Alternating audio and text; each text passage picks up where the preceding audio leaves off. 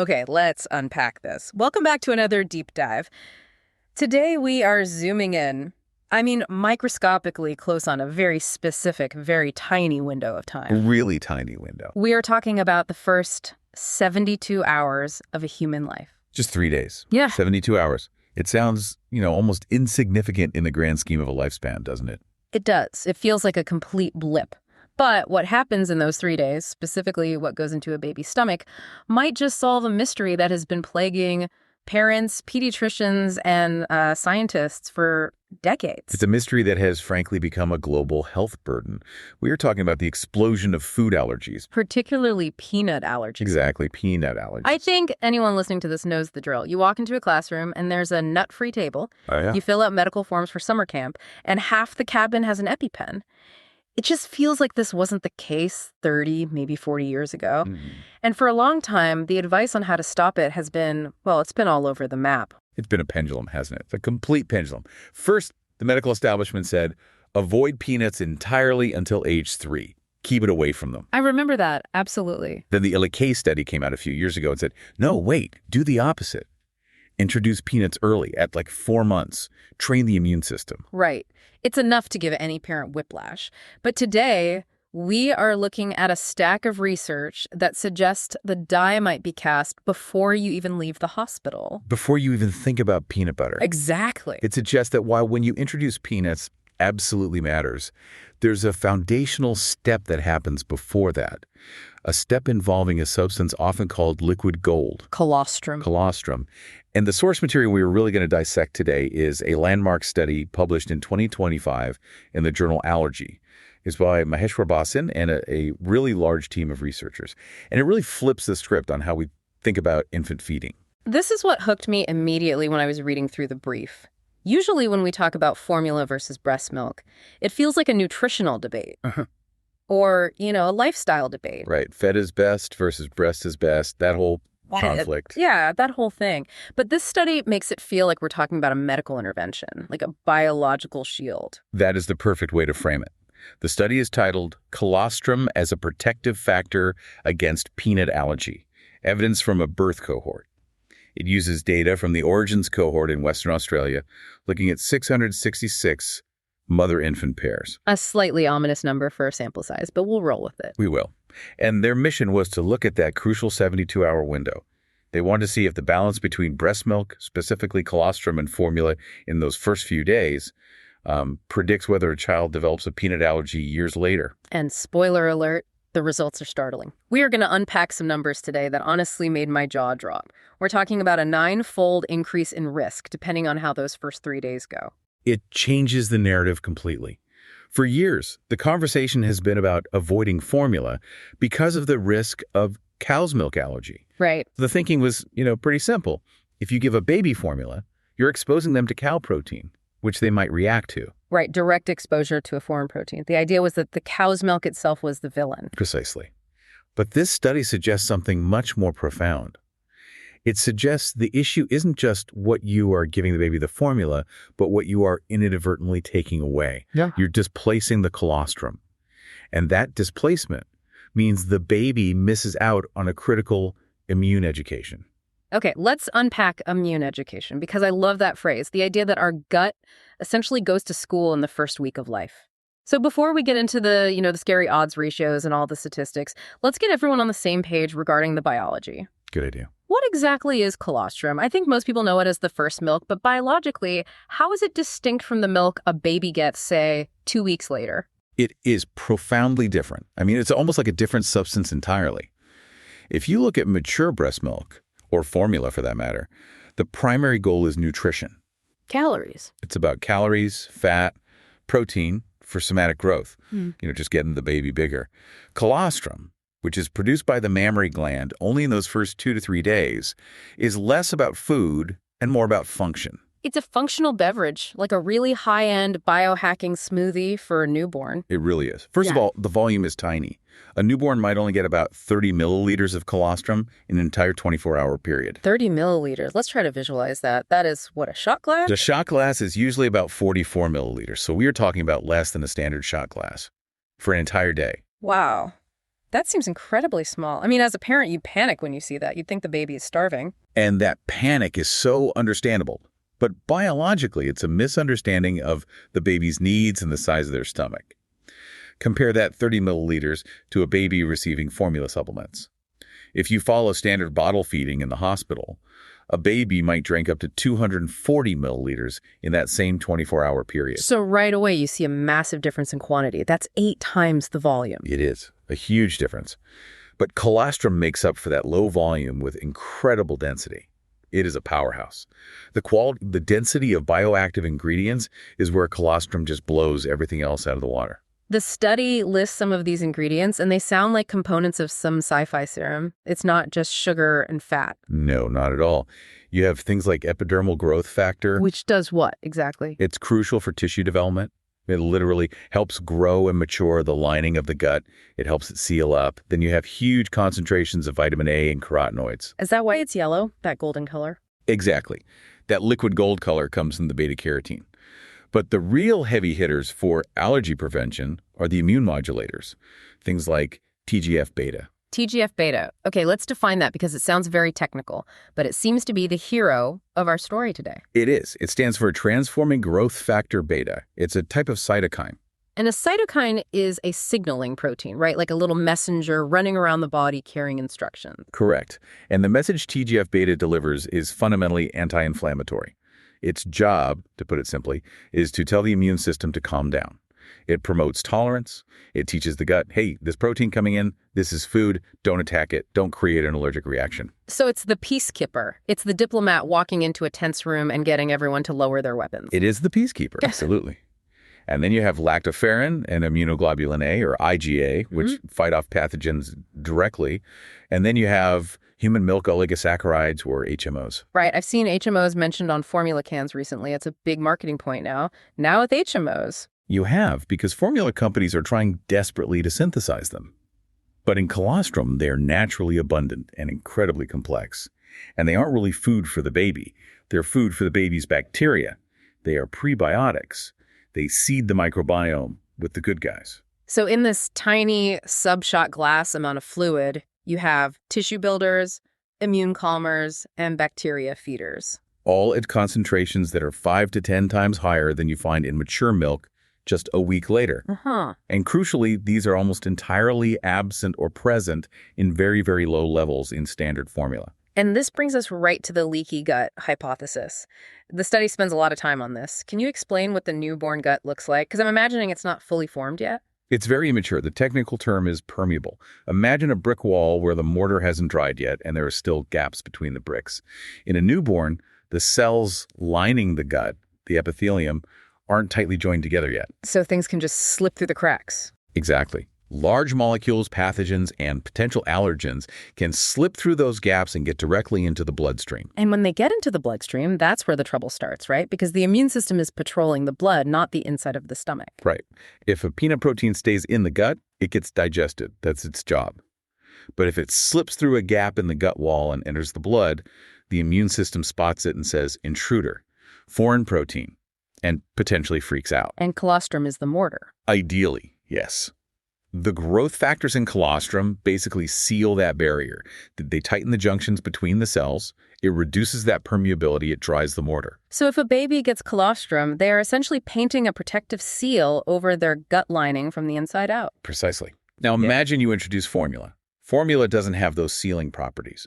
But more importantly, if you fill that tiny newborn stomach, which is the size of a cherry, with 240 milliliters of formula over a day, well, the baby is full. They aren't hungry. So they don't nurse. They don't look for the breast. They don't nurse. They don't get the colostrum. It's a displacement effect. You aren't just adding formula. You are subtracting the sealant. So you're leaving the gut leaky. And at the very same time, you might be introducing new large proteins like cow's milk protein. It's a double whammy. That makes the mechanics so much clearer. It's not just that formula is toxic or something simplistic like that. Not at all. It's that formula takes up the physical space that the medicine needs. Medicine is a great word for it. In those first 72 hours, we should probably view colostrum more as a medical immunization than as a meal. That reframing is so powerful because if we think of it as a vaccine, the volume doesn't matter. A vaccine is what, 1 milliliter? But you wouldn't say, oh, that's not enough liquid to hydrate you. Exactly. You don't measure a vaccine by its calorie count. You measure it by its biological impact. Okay, so let's look at how they tested this. They took this Origins cohort in Australia. Who were these babies? What were the criteria? So these were term infants, which means they were born at 37 weeks or later. They excluded preemies because their feeding needs are totally different and often highly medicalized. Makes sense. They also excluded babies who were exclusively formula-fed from the very start. Right, because they wanted to compare the mix. They needed a group that got some breast milk to compare against. Exactly. They wanted to compare babies who got only colostrum versus babies who got colostrum plus formula. So they needed everyone to have at least some exposure to colostrum. So the two teams in this face-off are ECF, which stands for exclusive colostrum feeding, and PCF, partial colostrum feeding. Correct. ECF means for the first 3 days, not a drop of anything else crossed their lips. No water, no tea, no formula, just breast milk. PCF means they got some amount of formula in addition to colostrum in those first 72 hours. And how common was the PCF group? Because I feel like in many hospitals, a little formula top-up is pretty standard practice. It is very standard. In this study, 46% of the babies fell into the PCF category. Almost half. Nearly half. So this isn't a fringe issue we're talking about. This is everyday life in the maternity ward. That huge number. Absolutely. And the study notes that this rate is actually probably higher in the general population than what is often reported because they used meticulous hospital records, not just what moms remembered later. Parents often forget that one bottle the nurse gave at 2 a.m. in the hospital. Or maybe they don't even fully realize the implication. The nurse just says, here, this will help him settle. Exactly. Now, were there differences between the groups of moms? Yes, there were. The PCF mothers, the ones who supplemented, were more likely to be first-time mothers. Which just makes sense, right? You're more anxious. You're worried the baby isn't eating enough. You don't trust your body yet. It's your first time. For sure. Their babies were also slightly more likely to be small for gestational age or have things like jaundice or need dextrose for low blood sugar, things that might medically trigger a doctor to say, let's give some formula to get fluids and calories in. But, and this is the crucial part for the science, the researcher in you is going to tell me they controlled for all that, right? We aren't just seeing that sick babies are more likely to get allergies. I am. And they did. The researchers used statistical models to adjust for all of those potential confounders. Birth weight, C-sections, maternal allergies, family history, socioeconomic status. They're really trying to isolate the feeding variable. So they wanted to be sure that if they saw an allergy spike, it was because of the feeding method itself, not because the baby was small to begin with or because the mom had hay fever. Exactly. They leveled the playing field as much as statistically possible. Okay, so the playing field is leveled. Let's get to the score. The headline numbers on peanut allergy. This is what we've been building up to. This is where the data gets really striking. So they followed these kids until they were about 1 to 1.5 years old. They did skin prick tests and took detailed histories of any reactions. And they looked for peanut allergies. In the group that had exclusive colostrum, the ECF group, the rate of peanut allergy was 0.3%. 0.3%. That's tiny. It's almost non-existent. Statistically, it's background noise. Now, look at the group that had partial colostrum feeding, the PCF group, the ones who got some formula in the first 3 days. Their rate was 2.7%. Okay, let me do the math in my head. That's 9 times higher. It is a 9-fold increase in the raw prevalence. When they did the statistical adjustments for all those confounding factors we mentioned, the genetics, the birth weight, the risk was still 4.47 times higher. So even after accounting for genetics and C-sections, a baby who got formula in the first 3 days was nearly 4.5 times more likely to be allergic to peanuts a year later. Yes, that's the adjusted odds ratio, a very, very strong signal. And it wasn't just peanuts. The study found that the risk for having multiple food allergies, so being allergic to eggs, A and D peanuts, for example, was even more dramatic. How dramatic? PCF infants were over 11 times more likely to develop multiple food allergies compared to ECF infants. The adjusted odds ratio was 11.44. 11 times. That's staggering.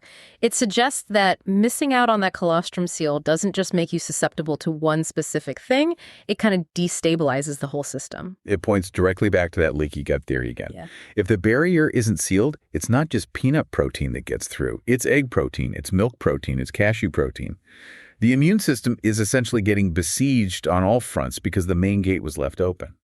There's this statistic in the study called the number needed to treat, or NNT. Can you explain that? Because I found it really tangible and honestly quite hopeful. It is a great public health metric. It's much more intuitive than odds ratios. It basically asks, how many babies do we need to help to be exclusively colostrum fed in order to prevent one single case of peanut allergy? Okay. The answer was 42. 42. For every 42 babies that we managed to support in receiving exclusive colostrum in those first 3 days, we prevent one child from having a potentially life-threatening peanut allergy. In the world of medical prevention, that is a very efficient and achievable number. It really is. It's not like you have to change the behavior of 10,000 people to save one life. It's 42. It's a medium-sized classroom of kids. It feels doable. Very doable. And there's another nuance here that I think is crucial for understanding the biology. The researchers looked at the difference between sensitization versus allergy. What's the difference? I think a lot of people use those interchangeably. They do, but medically they are quite distinct. Sensitization means you have a positive skin prick test. If I scratch your skin with some peanut protein, it gets red and puffy. That means your immune cells, your antibodies, recognize it. But allergy means if you eat the peanut, you actually have a clinical reaction. Hives, vomiting, trouble breathing, anaphylaxis. So you can be sensitized and not actually allergic. You can have the antibodies but not have a reaction when you eat the food. Yes, absolutely. It's quite common. Your body might have the memory of the allergen, but it handles the injection without a crisis. The study found that the link between that early formula feeding and a clinical allergy, the reaction, was much, much stronger than the link to just sensitization. Okay, what does that tell us about the mechanism? What's going on there? It supports the gut barrier theory perfectly. The theory goes something like this. Babies might get sensitized through their skin, maybe from peanut dust in the house, or someone touches them with peanut butter on their hands. Eczema can make this worse. Right. That exposure through the skin creates the antibodies. But if their gut barrier is strong, thanks to colostrum, when they actually eat the peanut later, the gut handles it. It promotes tolerance. It doesn't let the allergen flood the system to cause a reaction. Wow. So the colostrum is the firewall. The virus might be on the computer, that's the sensitization, but the firewall stops it from executing the program and crashing the system. That's the allergy. That's a great analogy. The formula-fed babies, with their leaky guts, didn't have that robust firewall. So for them, when the allergen came in through ingestion, the sensitization was much more likely to turn into a full-blown clinical allergy. This distinction is so important because it tells us that the environment, the dust in our homes, might be starting the fire, but it's the state of the gut that stops it from burning the whole house down. Exactly.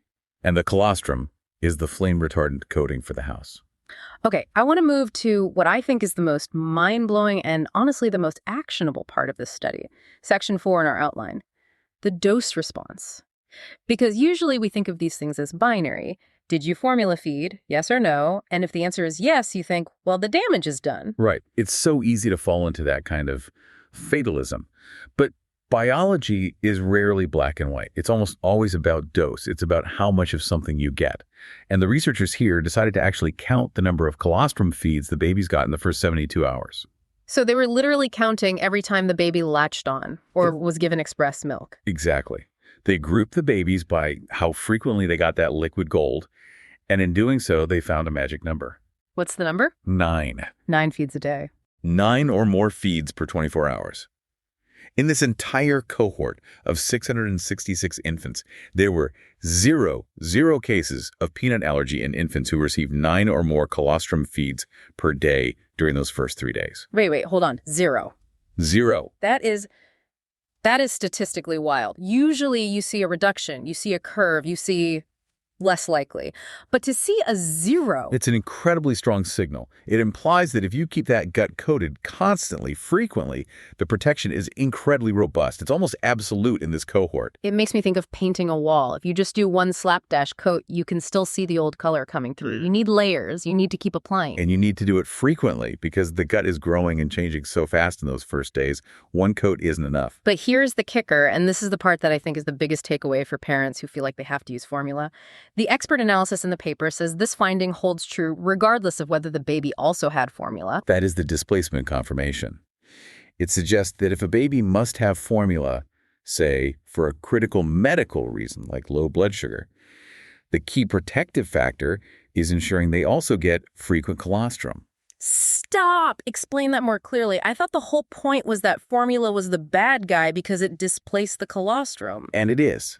That's the nuance. The formula usually causes the baby to feed less often because their stomach is full of a high-volume liquid. Yeah. But if you have a baby who is getting formula, maybe for medical reason, but the parents or nurses are diligent and make sure to also keep putting the baby to the breast or giving express colostrum by spoon or syringe frequently. So they hit that 9+ times a day mark. If they hit that mark, the protection seems to remain. That is massive. That changes the advice from never give formula to whatever you do, make sure you get the colostrum in. Exactly. It validates the displacement theory. Formula isn't necessarily a poison, it's just filling. If you can overcome that fullness and ensure the gut is still getting coated with colostrum every couple of hours, you might preserve the protective effect. So if a mom is listening and her baby needs formula for jaundice, she doesn't have to panic and think she's ruined her baby's immune system for life. Not at all. She just needs to double down on the colostrum frequency. Correct. She needs to advocate for a pump. She needs to learn to hand express. She needs to get those precious drops into the baby however she can, in between the formula supplements. The data suggests the real danger zone is when the frequency of colostrum drops way down. Infants who had fewer than 3 colostrum feeds per day had the absolute highest odds of allergy. The odds ratio was 34.41. 34. 34 times higher risk compared to the high-frequency group. It's a massive gradient. The dose matters. That is terrifying, but also incredibly empowering because it's actionable. Frequency matters. It's not just about trying to breastfeed, it's about the rhythm, the consistency. It's about repeated exposure, coating and recoding that gut lining. It's about not letting the formula lull the whole system into a state where the colostrum stops flowing and the gut is left exposed. This actually resolves a lot of guilt, I think, because sometimes formula is medically necessary. It saves lives. Absolutely. Hypoglycemia is dangerous. Severe dehydration is dangerous. Formula is a miracle of modern science in that regard. But we've been treating it like an either. I failed at breastfeeding, so now I'm a formula-feeding mom. And this study says, no, that's the wrong frame. You are treating the medical condition with formula, and you are treating the immune system with colostrum. You should be doing both. That is a total paradigm shift. Treating the immune system. I love that. It puts the power back in the parent's hands. Even if things go sideways in the delivery room or on the first night, you still have a critical job to do. Get that colostrum moving. So we have this critical window, the first 72 hours. But we also have this other piece of advice we've all been hearing for the last 10 years. Introduce peanuts early. Usually pediatricians say around 4 to 6 months. How does this new colostrum finding fit with that established advice? This is where the study gets really sophisticated. They didn't just look at one factor in isolation. They looked at the interaction between these two things. The early feeding practice, colostrum, and the later feeding practice, introducing solids. It's like a matrix. You have what happened in the first 3 days on one axis and what happened at 6 months on the other. It is, and they found some fascinating patterns. For the ECF babies, the lucky ones who got only colostrum, the timing of peanut introduction didn't seem to matter as much. Really? So the early introduction advice wasn't as critical for them? It seems not. Whether their parent started peanuts at 4 months or were more cautious and waited until 10 months, their allergy risk remained very, very low across the board. So the colostrum acted as a safety net, or a buffer. Exactly. It buffered them. It seems that if you seal the gut properly early on, you aren't as dependent on hitting that perfect narrow window for introducing solids. The immune system is already chill, as you said earlier. It's been tolerized. But what about the PCF babies? The nearly 50% who got some formula? That's where the stakes get much higher. For the PCF babies, the timing of solids was absolutely critical. It was a difference between a high risk and a low risk. Okay, break down the numbers for that group. If a baby was PCF, partial colostrum, and D, their parents introduced peanuts late, so after 7 months, they had the highest risk of all. A 5.1% prevalence of peanut allergy in that group. That's the worst case scenario. A leaky gut plus a late exposure to the allergen. Right. That's the perfect storm for developing an allergy. The gut is permeable, and the immune system hasn't been trained to tolerate the allergen during that critical window of oral tolerance. Well, what if they introduced early? But if a baby was PCF, but the parents introduced peanuts early before 7 months, the risk dropped dramatically, all the way down to 1.2%. Wow, that is a huge drop. That's reducing the risk by more than 75% just by changing the timing of the solids. It is. It essentially means that if you miss the window on exclusive colostrum, if you have to use formula for whatever reason, you have a second chance. You can rescue the situation by being very diligent about introducing peanuts and other allergens early. This is such vital information for parents because often if you have a baby with feeding issues early on, maybe they were a bit premature or had jaundice or just struggled to latch, you tend to be more cautious later on. Of course. You might think, oh, they had a rough start. I'll wait to give them the scary allergenic foods. Exactly. You feel protective. Your instinct is to think, let's just stick to safe foods like rice, cereal, and sweet potato for a while. But the data says the opposite. The data says, if you had a rocky start with feeding, you, specifically, need to be the one introducing peanuts at 4 months. You don't have the buffer that the ECF babies have. You need to actively train the immune system because the passive protection from colostrum wasn't fully there. It's like if you didn't build the wall high enough in the first 3 days, you absolutely need to train the guards really well at month 4. That is a fantastic analogy. Yeah. Yes. You were moving from passive defense to active defense. I want to touch on the why of the formula because the study distinguished between medical and non-medical reasons for supplementation. And this really gets into the sociology and the pressures of the modern maternity ward. It does. They broke down the reasons that were listed in the hospital charts for giving formula. About 47% of the formula use was classified as medical, so things like hypoglycemia, jaundice, or excessive weight loss. These are clinical diagnoses with clear parameters. Okay, and the other 53%, the majority. Non-medical. Non-medical meaning, what does that look like in a chart? It was either listed as maternal request or the chart simply noted unsettled baby. Unsettled baby. That phrase just triggers a lot of memories for a lot of parents, I'm sure. The constant crying, the cluster feeding, the exhaustion, the deep-seated fear that the baby is starving because they are nursing constantly and you can't see how much they're getting. And let's be real, the utter exhaustion of the mother. She's just gone through a massive physical event. She hasn't slept in 24, 36 hours, and the baby is screaming. And the nurse comes in and says, here, just give them a little bit of this. Everyone will get some sleep. It sounds like an act of kindness. It feels like a lifeline. It comes from a place of kindness, and it works in the short term. The baby gets a full stomach of a slow-to-digest liquid, their blood sugar spikes a bit, and they sleep. Hard. But that long sleep is exactly the problem, isn't it? That sleep is the trap. Because if the baby sleeps for 4 or 5 hours straight, they miss 1, maybe 2 feedings, they miss a dose or 2 of colostrum, their gut remains open for longer. And inadvertently, in an act of kindness, you've increased the long-term allergy risk. It's a high price to pay for a few hours of quiet. And again, this isn't to shame parents or nurses. It's to arm them with information so they can weigh the long-term risks against the short-term benefits. But did the reason for the formula ultimately matter for the allergy risk? If I gave formula because my baby had diagnosed low blood sugar, am I safer than the parent who gave it because the baby was just crying for hours? Interestingly, and perhaps a bit brutally, no. There was no significant statistical difference in allergy risk between the medically indicated and the non-medically indicated groups. Biology is brutal sometimes. The biology doesn't care about your intention. Whether the formula was for a diagnosed case of hypoglycemia or because the mom was at her breaking point, the biological impact, the reduced colostrum intake, the reduced gut sealing was the same. The gut barrier doesn't know why the formula is there. It just knows the colostrum isn't. That is a tough pill to swallow because parents are just doing their best in a really stressful moment. It is. But if we know that an unsettled baby formula top-up increases the risk of a life-threatening peanut allergy by 400%, maybe we look for other ways to soothe. Maybe we prioritize skin to skin. Maybe we support the mother so she can rest while someone else holds the baby. Or, if we do give the formula, we make sure we are still expressing colostrum and getting those 9 feeds in. It changes the calculus. It challenges the simple slogan, fed is best. Right. I mean, obviously the baby needs to be fed. That's paramount. But this suggests it's also colostrum is immunization. And you wouldn't skip a vaccine just because the baby was unsettled. That's the paradigm shift. We need to stop viewing colostrum as just early food that is inferior in volume to formula. We need to view it as a critical medical intervention that is being provided by the mother's body for the baby's long-term health. So we've covered a lot of heavy science here. The leaky gut, the 9 feeds, the rescue effect of early peanut introduction.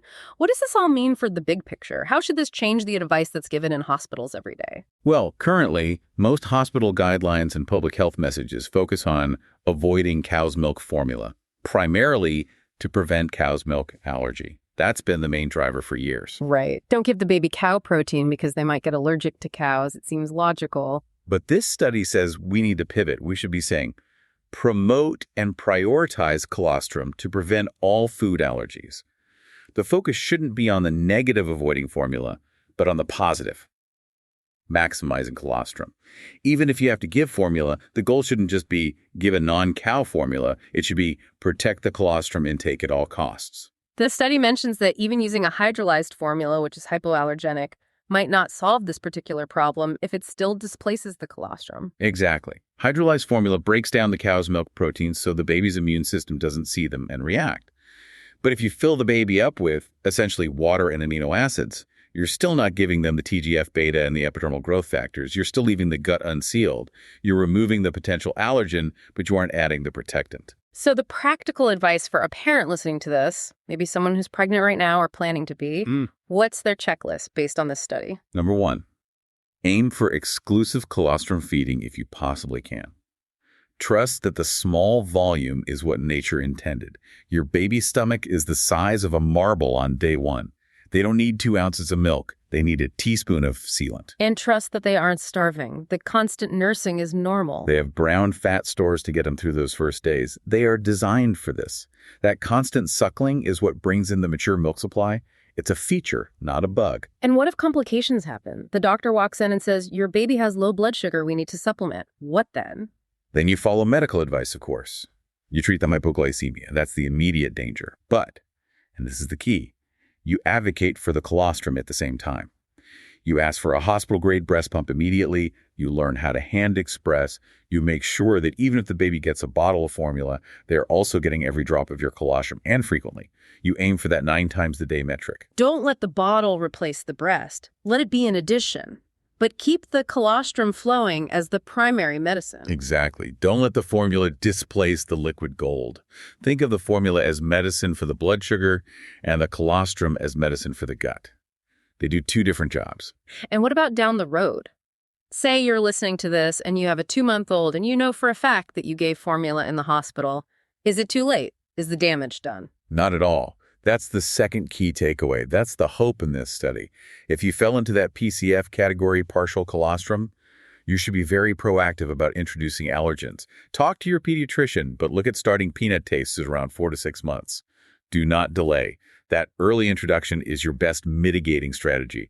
It's your rescue plan. You can still close the gate later. You just have to be really quick and deliberate about it. That's a good way to put it. Don't wait until a year. Don't wait until they are toddlers.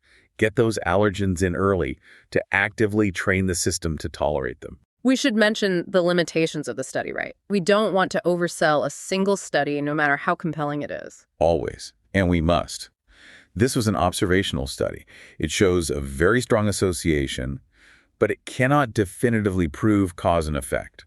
The biological mechanism is very plausible, but it's still an association. Right. We can't ethically lock 300 babies in a room and force feed them formula just to see what happens. Exactly. Randomized controlled trials are very difficult in this space. Also, the allergy diagnosis was based on skin tests and parental history, not an oral food challenge, which is the absolute gold standard. And the population itself was pretty specific, wasn't it? Yes, it was a cohort from Western Australia that was highly educated, mostly Caucasian, and had a high background rate of parental allergy. So we need to see if this holds up in broader, more diverse populations in different genetic backgrounds. But even with those caveats, the signal is incredibly loud. It is. The magnitude of the risk, a 9-fold increase, an 11-fold increase for multiple allergies, that is hard to ignore. It suggests we've been overlooking a massive piece of the allergy puzzle. It's not just our genes, and it's not just about when we introduce peanut butter. It's the very first meals. It makes me think about that phrase, fed is best. It's a slogan that came about to reduce the immense pressure and guilt on moms, which is a good and necessary thing. Absolutely. Maternal mental health is paramount. A stressed and depressed mother is not good for a baby's development either. But does fed is best, in its simplicity, obscure the fact that not all food is biologically equal in those first 72 hours? I think it does. Fed is best is absolutely true for nutrition. You must feed the baby to keep them alive and growing. But for immunology, for development, biology is incredibly specific. Colostrum has a job that formula in its current form cannot replicate. Maybe we need a new slogan, something like "Fed is essential, colostrum is protective." It's not as catchy, I'll admit. We'll workshop the marketing. But the core idea is shifting from viewing breastfeeding solely as a nutritional choice or a lifestyle choice to viewing the first 3 days as a critical developmental window with medical consequences. It reminds me of how we now treat the golden hour right after birth for bonding. It's become a standard protocol. Maybe we need to treat the golden 72 hours as a medical protocol for gut health and immune programming. I think that shift in perspective would likely save a lot of heartache and a lot of healthcare costs down the road. Imagine reducing the prevalence of peanut allergies by even 50%. That's thousands upon thousands of lives changed. So let's bring it all home. We started with a mystery. Why are peanut allergies exploding? And we found a major clue in the first 3 days of life. We found that the newborn gut is permeable and needs sealing. We found that colostrum is the sealant. And we found that displacing that colostrum with formula, even just a little bit, leaves the door open for allergies to develop. But we also found hope. We found that frequent feeding, that magic number of 9 times a day, can protect the gut, even if some formula is used. And we found that early peanut introduction can act as a rescue mission for the babies who missed out on exclusive colostrum. It gives parents agency. It takes the fear out of what can feel like a random genetic lottery and gives us specific levers we can pull to change the outcome. I love that. Levers we can pull. It means we aren't helpless in this. And it emphasizes that our immune system is trained, not just born.